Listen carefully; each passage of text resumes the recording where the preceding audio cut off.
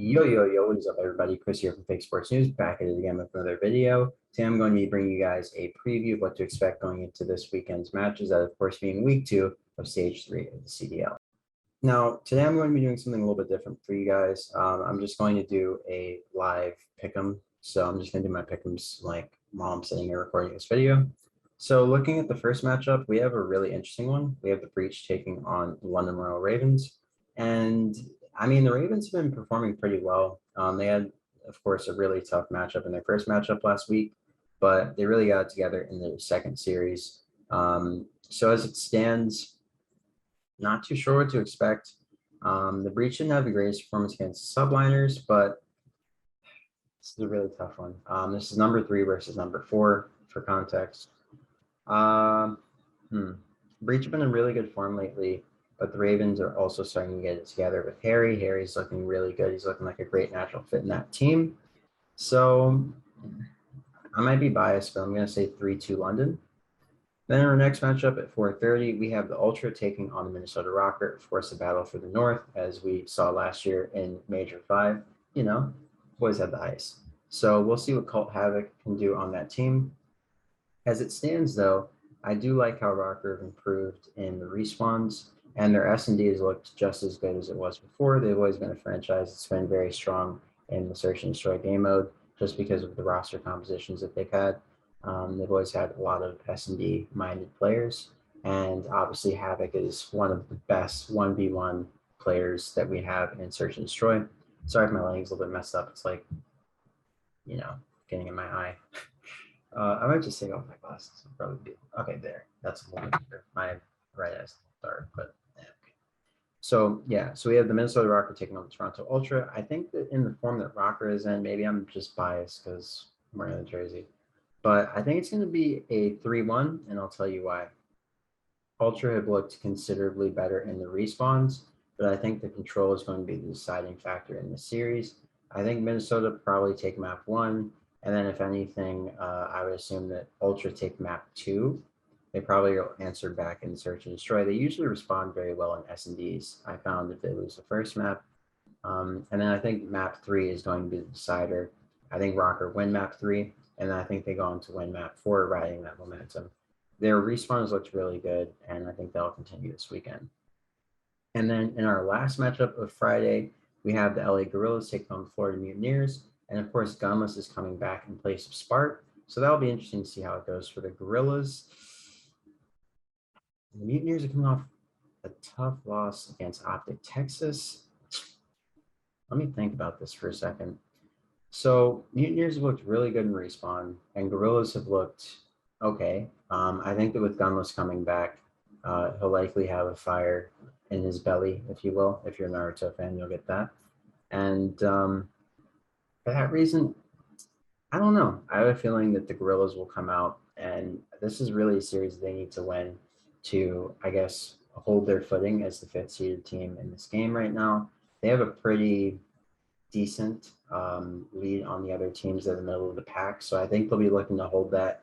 And I think with Gunless coming back, it'll give them more decisiveness in their respawn, and additionally, I think it'll give them more decisiveness in their search. I think really Gunless coming back now is great for this team because before he got sick, obviously, they were in a really great place. They were 3-2 in the stage, and then they brought in Spark for the major. So I think they're in a really good place. I think he's sliding back into a team that's finally found a system that works for them. And I think for that reason, he will be a part of the victory tomorrow. Okay, so in our next series, of course, that being Saturday's matches, we will see the New York Subliners taking on the Paris Legion. I forgot to mention that a lot of these matches are going to be bounty matches. So essentially what that means is there's a $10,000 prize given to the team that wins the match. So that's hopefully going to make some of these teams play a little bit better online, if you will. They're going to take it a little bit more seriously, not just look at the online stage as, I guess, practice for the major or champs if you're a team that's in contention for champs. So with that in mind, I think the Subliners will walk away with a pretty easy dub over Paris. I really like this Paris team. You guys know I'm very high on them. Some would say I'm even a Paris fan. Shout out to my buddy in the comments from last week, Chang. And yeah, I think honestly, Paris is going to play them pretty tight or as tight as they can, but I think this is going to be a 3-0 for the Subliners. They did just win the Pro-Am Classic, and honestly, they've looked really good. Apart from that series against Faze that they lost, they even looked competitive in that. So I'll say a 3-0 for the Subliners. And the Paris Legion, they've been playing very well. So realistically, they could win some maps and even the series, but I just don't see it being super, super likely. Now, our next matchup at 4:30 on Saturday is going to see the LA Thieves taking on the Surge. I feel like this is a trap game, honestly. Surge really love to play up to some of the better teams in this game, especially some of the better respawn teams. They really love to ego chow them on some of their best maps and beat them on them. So that's going to be a really interesting series. I'm really curious to see how Mac does. He's really the X factor for the team, and he has been all season. When he didn't play well last week, of course, we saw what happened. And, I'm curious to see how he plays this weekend. I think he'll likely play really well, like he always does. He's always been a very consistent player ever since he joined the league. But, everybody has off days. So with that in mind, I think this is going to be a pretty close series. I have the Thieves taking it 3-2. I've liked their S&D a lot. Their S&D's gotten a lot better. And I think the Surge will likely pick a control map that favors their playstyle. It will probably be a Berlin control. And if it's a Berlin control, then I definitely like Seattle on that map. So for that reason, I'll say a 3-2. I think Seattle likely take an opening hard point, if anything. It might be a 3-1.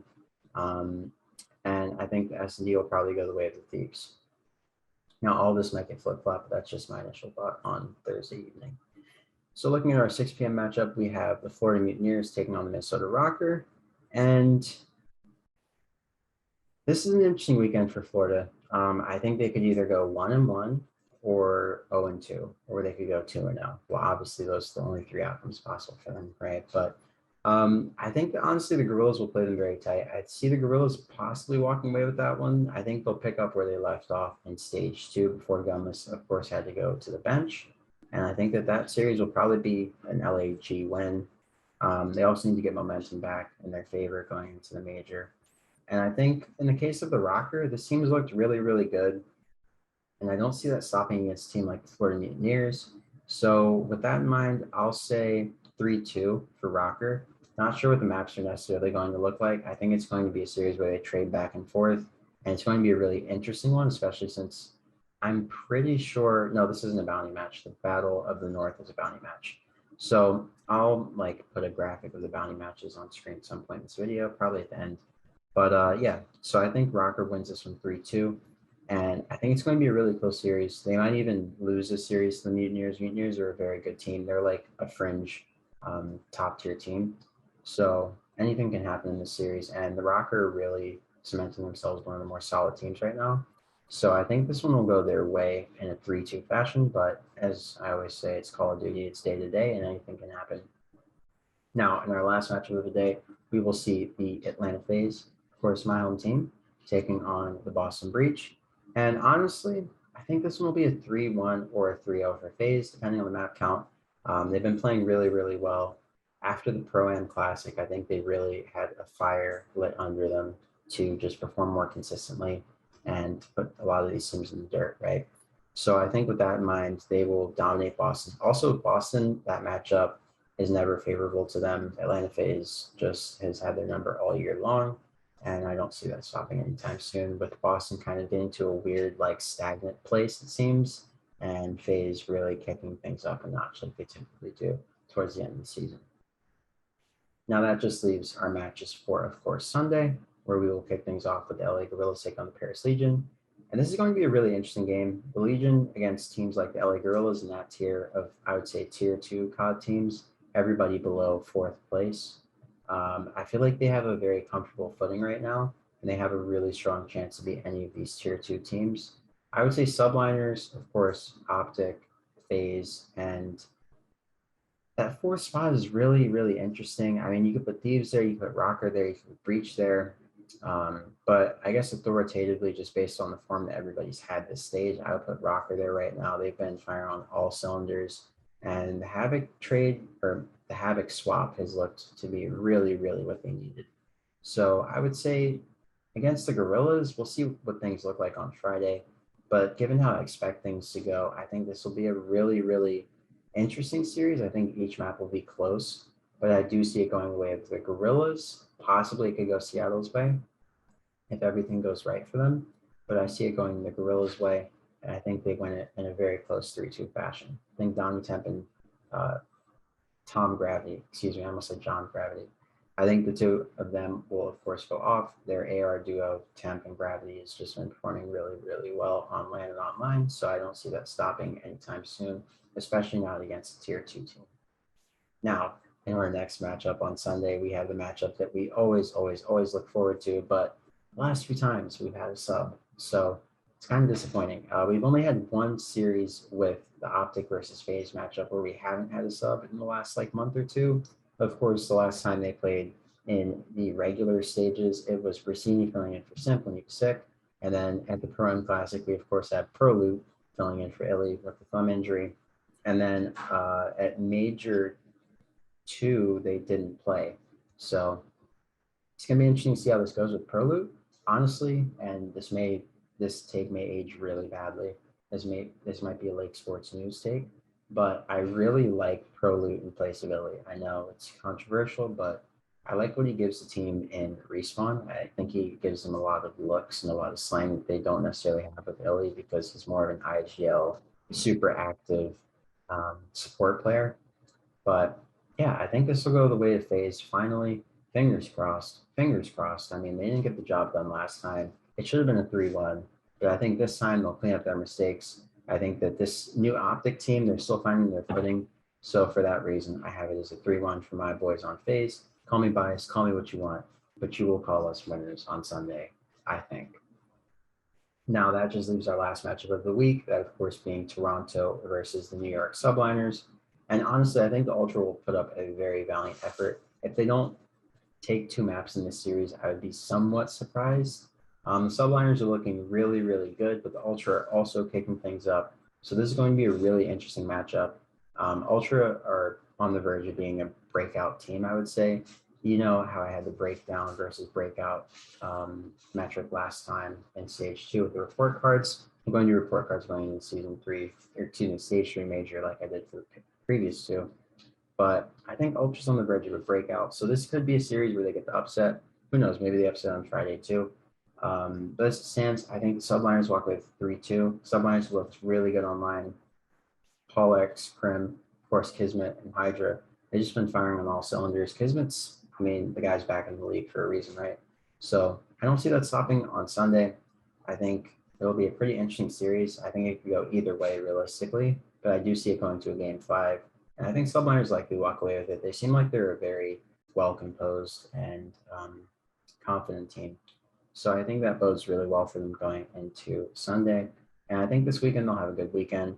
I also think that the Faze Optic series will be one of the more entertaining ones to watch, without a doubt. And then for my sleeper series, I need to start picking sleeper series so you guys know like what to watch and what to track. I think Ravens versus Breach, as you guys can see here. Hopefully you can see my cursor. I think that one's going to be a sleeper series. I think it's going to be a barn burner. And I think it's one you definitely don't want to miss. Also, the battle in the north is going to be really interesting. I mean, all of Friday's matches are just going to be really interesting. So if you're a competitive COD fan, make sure you tune in on Friday. There's going to be some absolutely interesting matches, not just for the sake of seeding, obviously 3 versus 4. And then I believe Rokkr and Ultra are pretty close in the standings as well. So a lot of these matches are very important for seeding implications. Florida's obviously on the come up, and Guerillas are number 5. So that one's another one to watch.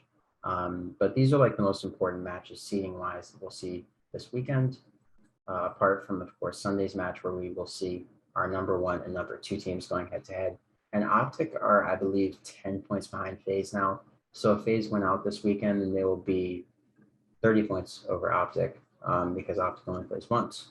So this is a very important weekend for Faze as well. Very important weekend for seeding going into champs.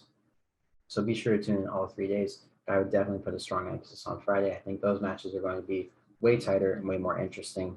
And then definitely watch 4:30 and 6:30 on, 4:30 and 6 p.m. on Saturday as well. I think those matches are 2 to definitely circle for your calendar's sake.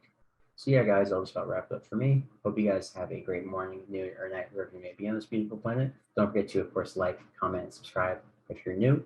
And hope you guys enjoyed this video. Be sure to leave a comment if you disagree with anything or if you agree and you just want to chat.